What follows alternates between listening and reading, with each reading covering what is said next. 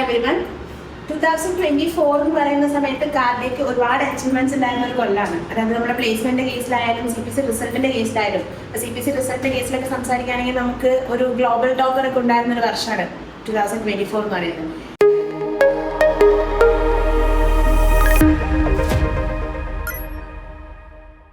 So ഒരു placement ഏരിയയിലൊക്കെ പറയാനാണെന്നുണ്ടെങ്കിൽ നമുക്കൊരു 1000+ സ്റ്റുഡൻസിനെ പല പല കമ്പനീസിൽ, അതിപ്പോൾ നമ്മുടെ ഇന്ത്യയിൽ കേരളത്തിലും ഒരുപാട് കമ്പനീസ്, മെയിൻലി നമുക്ക് കൊച്ചിയിലും കാലിക്കറ്റും ഒക്കെ കമ്പനീസ് വന്നൊരു ഇയറും കൂടിയാണ് 2024 എന്ന് പറയുന്നത്.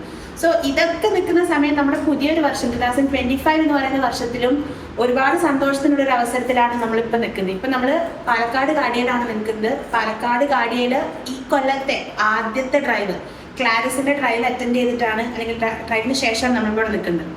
അപ്പോൾ ഇതിൽ നമുക്കൊരു 40+ സ്റ്റുഡൻസ് ആണ് നമുക്ക് ഡ്രൈവിന് അറ്റൻഡ് ചെയ്തിട്ടുണ്ടായിരുന്നത്. അവരുടെ ഡ്രൈവ് നടന്നുകൊണ്ടിരിക്കുകയാണ്.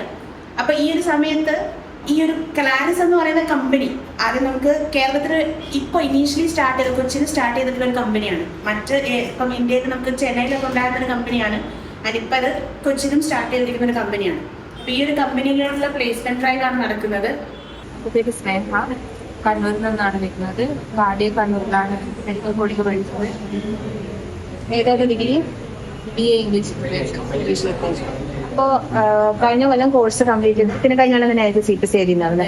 അപ്പോൾ CPC എഴുതുന്ന സമയത്ത് എങ്ങനെ ഉണ്ടായിരുന്നു എക്സാം? നമ്മൾ സാധാരണ ഒരു നോർമൽ പാറ്റേണിലുള്ള ഒരു എക്സാം അല്ലല്ലോ, കുറച്ച് ഡിഫറെന്റ് ആയിട്ട് നമുക്ക് വരുന്നത് ഓപ്പൺ ബുക്ക് എക്സാം എന്നൊക്കെ ഉള്ളൂ. എങ്ങനെ ഉണ്ടായിരുന്നു എക്സാം? എക്സാം കുഴപ്പമൊന്നുമില്ല. അതിന്റെ പ്രിപ്പറേഷൻസ് ഒക്കെ ഉണ്ടോ? പ്രിപ്പറേഷൻസ് നല്ലതായിരുന്നു. മോക്കൊക്കെ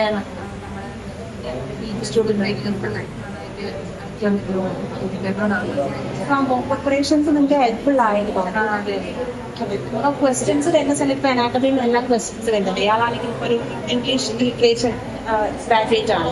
അപ്പൊ ഇങ്ങനെ അത് പഠിക്കുന്ന സമയത്തും എക്സാം അറ്റൻഡ് ചെയ്യുന്ന സമയത്തൊക്കെ പറഞ്ഞിരുന്ന കാര്യങ്ങൾ തന്നെയാണോ?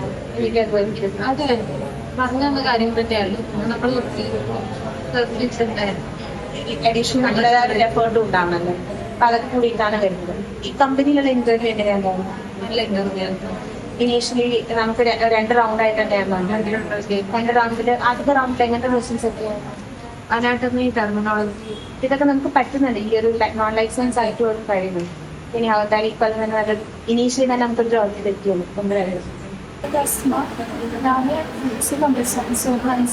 കോളേജിൽ പഠിച്ചിട്ടുണ്ട്. അപ്പോൾ കാർഡിയ ഇതിലുള്ള മെഡിക്കൽ കോഡിങ് കംപ്ലീറ്റ് ചെയ്തിട്ടുണ്ട്. കഴിഞ്ഞ എല്ലാവരും എക്സാം എഴുതിയത് അല്ലേ? കഴിഞ്ഞ ഓൺലൈൻ എക്സാം സ്റ്റാർട്ട് ചെയ്തിട്ടുണ്ട്. 2 റൗണ്ട് ഉണ്ടായിരുന്നു. യൂഷ്വലി എക്സാം ഓരോ ഷെഡ്യൂൾ അബ്രിവേഷൻസ്, അതുപോലെ ചെറിയ ടേംസ് കാര്യങ്ങളും അഡോപ്റ്റ് ചെയ്യണമെങ്കിൽ അതിനൊക്കെ ഏറ്റവും എക്സാം. പിന്നീട് ടെക്നിക്കൽ റൗണ്ട് ആയിരുന്നു. പിന്നെ അതിൽ നമ്മൾ ജസ്റ്റ് ഒരു കോർട്ടിക്കൽ പോലെ ഉണ്ടായിരുന്നു. ഈ രണ്ടാമത്തെ റൗണ്ടിൽ കോർട്ടിക്കിൽ മാത്രമായിരുന്നു. അവർ ക്വസ്റ്റ്യൻസ് പ്രൊവൈഡ് ചെയ്യും. കോർട്ടിക്കൽ ഉണ്ടായിരുന്നു. പിന്നെ ജസ്റ്റ് നമ്മളുടെ സെൽഫ് ഇൻട്രൊഡക്ഷൻ, പിന്നെ എത്ര കോഡ് അവർ ചൂസ് ചെയ്യാൻ അറിയുന്നുണ്ട്? 5 ക്വസ്റ്റ്യൻസ് വേണം അല്ലേ? അപ്പോൾ 2 റൗണ്ട് ക്ലിയർ ആയിട്ടുണ്ട്. Okay, congratulations. 2025 പുതിയൊരു വർഷമാണ് നമുക്ക്. 2024 പഠിച്ചിട്ടുണ്ടാവുക അല്ലേ? എന്നിട്ട് CPC എടുത്തു. ഇപ്പോൾ 2025 ആയി. ഈ ഒരു വർഷം തുടങ്ങുന്ന സമയത്ത് തന്നെ ഇനീഷ്യലി തന്നെ പെട്ടെന്നൊരു ജോബ് കിട്ടി. എന്താ തോന്നുന്നത്? എങ്ങനെ ഫീൽ ചെയ്യുന്നത്? 2024 ഫസ്റ്റ് CPC എഴുതിയിട്ടുണ്ടായിരുന്നു. ആർക്കായിട്ട് ഇന്റർവ്യൂസ് കുറച്ച് ലാഗായി. കൊച്ചിക്ക് നോക്കിയിരുന്നത് സന്തോഷം. എങ്ങനെ ഏതായാലും ഡിഗ്രി ഉണ്ടായിരുന്നത്? ഫിസിക്സ് ആയി. ഓക്കെ, പഠിക്കുന്ന സമയത്ത് എങ്ങനെയാണ് ബുദ്ധിമുട്ട്?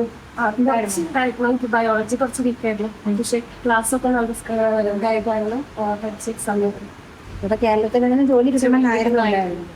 പിന്നിപ്പം നമുക്കിപ്പം കൊച്ചിയിലുള്ള സിറ്റിയിൽ അതുകൊണ്ട് താങ്ക് യു ആൻഡ് കൺഗ്രാറ്റുലേഷൻസ്.